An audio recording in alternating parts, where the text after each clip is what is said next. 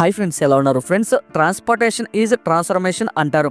అంటే ఏ దేశంలోనైనా రవాణా శాఖ బాగా ఉంటే ఆ దేశం బాగా అభివృద్ధి చెందుతుందని అర్థం. ప్రజెంట్ టైంలో ఈ ప్రపంచంలోని అన్ని దేశాలు మోడర్న్ ట్రాన్స్పోర్ట్ వైపు మొగ్గు చూపుతున్నాయి. అంటే అధునాతనమైన ట్రాన్స్పోర్ట్ పద్ధతులను కనిపెట్టడంలో బాగా బిజీగా ఉన్నాయి.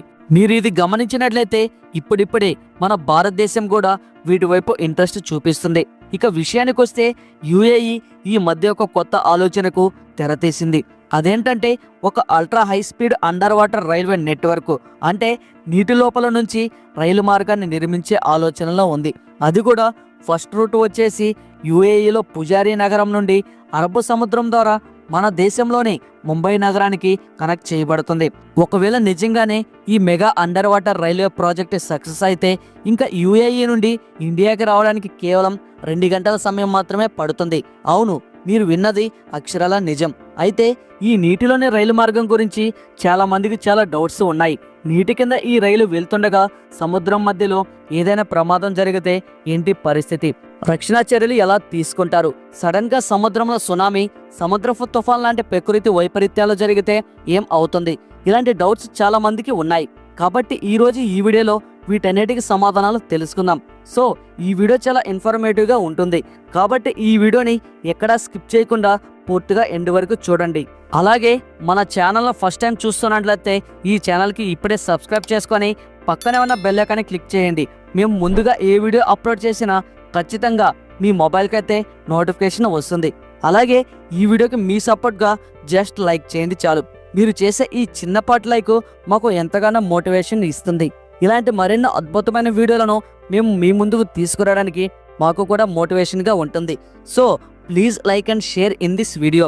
ఇంకా లేట్ చేయకుండా వీడియోలోకి అయితే వెళ్ళిపోదాం. Let's get into start our video.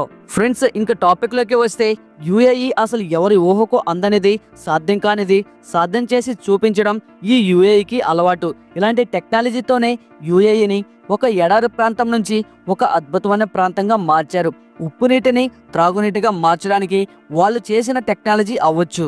ఎడారిలో ఉండే ఈ దేశం ఈ ప్రపంచంలోనే ఒక అందమైన సిటీగా పేరు పొందిన ఈ యుఏఈ, అంటే దుబాయ్ని నిర్మించడంలో వాడిన టెక్నాలజీ కావచ్చు, ఎన్నో అద్భుతమైన కట్టడాలను కట్టిన ఘనత ఈ యుఏఈకే దక్కింది.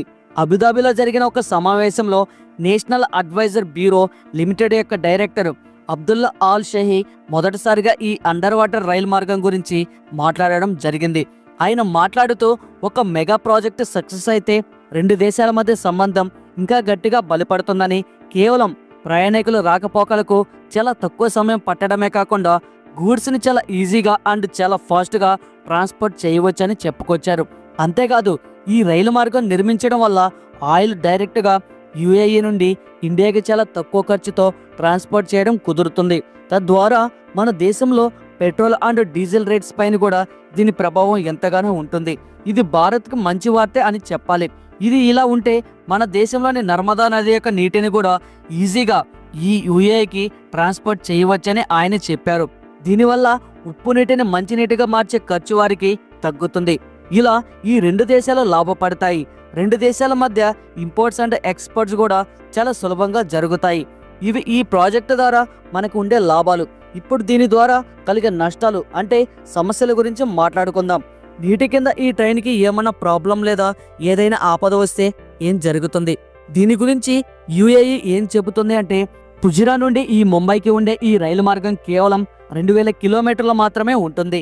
ఈ రైలు మార్గానికి మధ్యలో 2 దేశాలకు సంబంధించిన చిప్ పాయింట్స్ ఉంటుంది. సో ప్రమాదకరమైన పరిస్థితుల్లో ఇక్కడ నుండి సహాయక చర్యలు తీసుకోవచ్చు. అంతేకాకుండా ఈ ప్రాజెక్టు కంప్లీట్ అయిన తర్వాత ముందుగా ఓన్లీ గూడ్స్కు మాత్రమే పర్మిషన్ ఉంటుందంట. ఇలా కొన్ని సంవత్సరాలు నడిచిన తర్వాత ఇటువంటి ప్రాబ్లమ్స్ లేకపోతే అప్పుడు ప్రయాణికులు రాకపోకలకు అనుమతిస్తారట. ఈ విధంగా చేయడం ద్వారా ప్రాణహాని లేకుండా ఉంటుంది. ఇది ఇలా ఉంటే మరి ప్రకృతి ద్వారా వచ్చే ఆపదలు అంటే సునామీ లాంటివి వస్తే ఏం చేశారు? ఇలాంటి ఆపదలు ముందుగానే పసిగట్టేందుకు 2 దేశాలు అలారమ్స్తో కూడిన అడ్వాన్స్డ్ బ్రిక్స్ని సముద్రంలో వేయాల్సి ఉంటుంది. అప్పుడు అలాంటి ఆపదలు ఏమన్నా వస్తే వెంటనే అలారమ్స్ మోగడం ద్వారా ట్రైన్ యొక్క రాకపోకలను ముందుగానే ఆపడం జరుగుతుంది. ఇంకో దారి ఏంటంటే నీటి కింద తేలుతూ ఉండే ఈ రైలు మార్గానికి ఎలాంటి విపత్తు వచ్చినా తట్టుకునేలాగా ఇంజనీర్స్ దీనిని డిజైన్ చేయవలసి ఉంటుంది. మనకి ఇప్పుడు ఉన్న టెక్నాలజీతో ఇలాంటి డిజైన్ని తయారు చేయడం సాధ్యమే అంటున్నారు ఎక్స్పర్ట్స్. ఈ నీటి కింద రైలు మార్గం యొక్క కాన్సెప్ట్ చాలా మందికి విచిత్రంగా ఉండవచ్చు. అయితే ఒకసారి మనం చైనా యొక్క ప్లాన్ గురించి చూస్తే మీకు ఖచ్చితంగా చెమటలు పడతాయి. అసలు చైనా యొక్క అండర్ వాటర్ ట్రైన్ ప్లాన్ గురించి వింటేనే మీరు ఖచ్చితంగా ఆశ్చర్యపోతారు. చైనా ఊరికే ఏం పైకి రాలేదు. చైనా డెమోక్రసీ లేని దేశం. అంటే ఇక్కడ ముందు గవర్నమెంట్, తర్వాతే ప్రజలు. చైనా ఇలాంటి ఒక జిగ్జాగ్ రైల్వే రూట్ని నిర్మించడానికి ప్రయత్నిస్తుంది.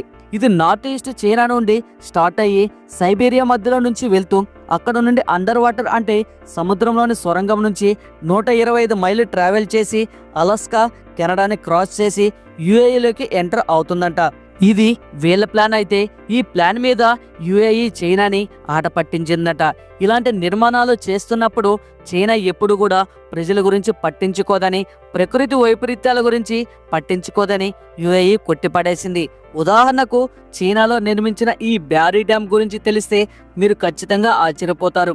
ఈ డ్యామ్ నిర్మించడం వల్ల భూమి తిరిగే వేగంలో కూడా మార్పు వచ్చిందంటే ఆలోచించండి. కానీ చైనా ఏమనుకుంటుంది అంటే అమెరికా లాంటి దేశాల ద్వారా రులైట్ ఫస్ట్ ఆర్డర్ తయారు చేయబడింది. అదేంటంటే ఏం ట్రాన్స్పోర్ట్ లేకుండా ఏం చేయాలన్నా కుదరదు అని. కానీ చైనా మాత్రం దీనిని తిరగ రాయాలనుకుంటుంది. రైల్వే నెట్వర్క్ ద్వారా మొత్తం ప్రపంచంలోనే ఒక కొత్త ఆర్డర్ని స్థాపించాలని చూస్తుంది.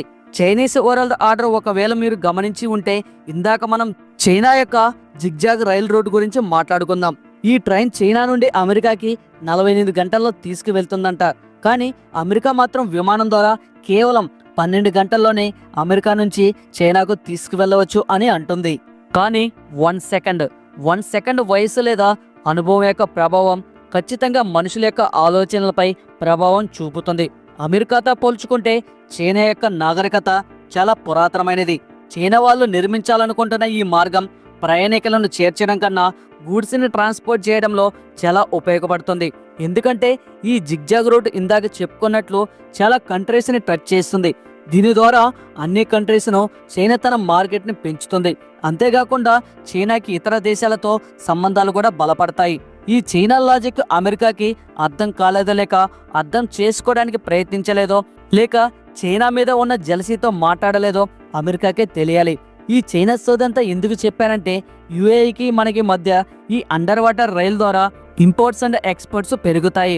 అంతేకాకుండా రెవెన్యూ పరంగా, బిజినెస్ పరంగా కూడా మన భారతదేశానికి ఎంతో లబ్ధి చేరుతుంది. Finally transportation is transformation. మరి ఇలాంటి ఈ ప్రాజెక్టు మన దేశంలో వస్తే బాగుంటుందా లేదా మీ అభిప్రాయాన్ని ఖచ్చితంగా కామెంట్ చేయండి.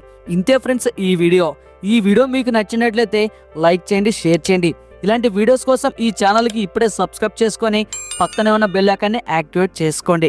మేము ముందుగా ఏ వీడియో అప్లోడ్ చేసినా మీ మొబైల్కి అయితే ఖచ్చితంగా నోటిఫికేషన్ అయితే వస్తుంది. Thanks for watching. నెక్స్ట్ వీడియోలో మళ్ళీ కలుసుకుందాం. జై హింద్.